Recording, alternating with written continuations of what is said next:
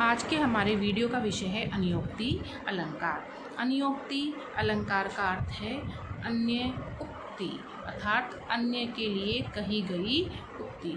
और ये उक्ति अन्य को माध्यम बनाकर किसी और के लिए कही जाती है, इसलिए इस अलंकार को अनियोक्ति अलंकार कहते हैं। ऐसी व्यंग्यपूर्ण उक्ति जो कही तो किसी और के संबंध में जाती है, पर इस ढंग से कही जाती है कि दूसरे पर भी उसका अभिप्राय असर करता है।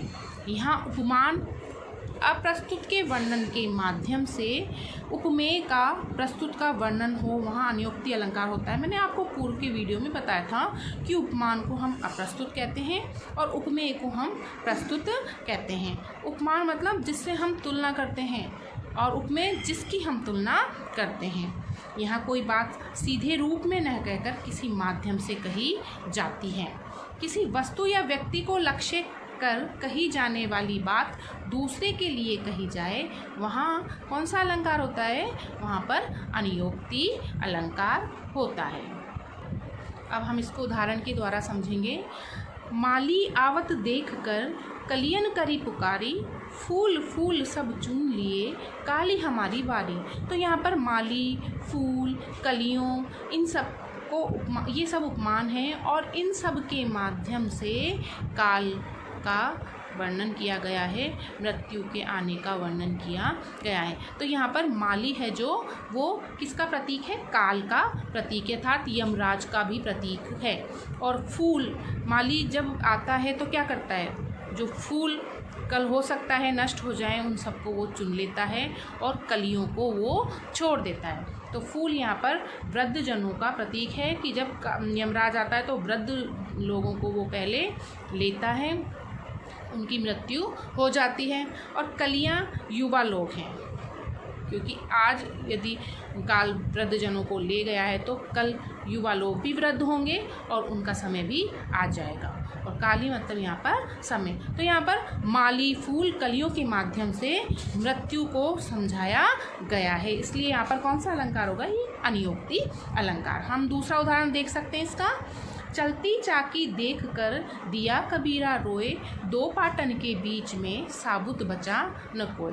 तो यहाँ पे अप्रस्तुत तो है चलती चक्की, गेहूँ के दाने, दो पाटन। तो चलती चक्की क्या है? समय चक्र है, काल चक्र है।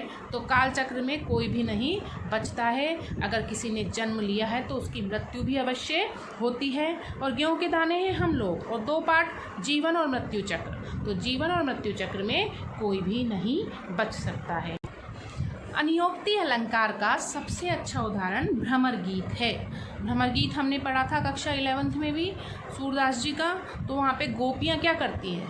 गोपियाँ प्रत्यक्ष रूप से उद्धव जी से उल्हाने नहीं देती हैं, बल्कि वो किसको माध्यम बनाकर देती हैं? वो एक भ्रमर को माध्यम बनाकर अपनी बातें कहती हैं। तो वहाँ पर अनियोक्ति अलंकार ही होता है। हम एक और उदाहरण देख सकते हैं, बिहारी जी का है ये। नहीं पराग नहीं मधुर मधु, नहीं विकास ही काल, अली कली ही सो बंध्यो आगे कौन हवाल। तो यहाँ पर जो बिहारी जी थे वो राजा जय सिंह के राजकवि थे, और जब राजा जय सिंह का विवाह हुआ तो वो राजकार्य छोड़कर अपनी नवविवाहिता पत्नी के साथ ही रहने लगे और अपने राजकार्यों को की उन्होंने अवहेलना की। तब उन्होंने प्रत्यक्ष रूप से तो कैसे कहते हो, क्योंकि वो राजा थे, हो सकता है वो उनसे नाराज़ भी हो जाते, तो उन्होंने ये दोहा उनके लिए रचित किया था कि अली मतलब भ्रमर, ये राजा जय सिंह के लिए बताया था, और कली मतलब नबोढ़ा रानी। तो उन्होंने कहा था कि अभी ये पुष्प नहीं खिला है, अभी न तो इसमें पराग पड़ा है, न इसमें मधुर मधु पड़ा है, और अभी इसका ठीक से विकास भी नहीं हुआ है। तो अगर भ्रमर कली के पास ही रहेगा तो आगे क्या होगा? और आगे कौन हवाल में? राज्य के लिए भी यहाँ पर कह दिया गया है। तो ये दोहा अनियोक्ति अलंकार का सर्वोत्तम उदाहरण है।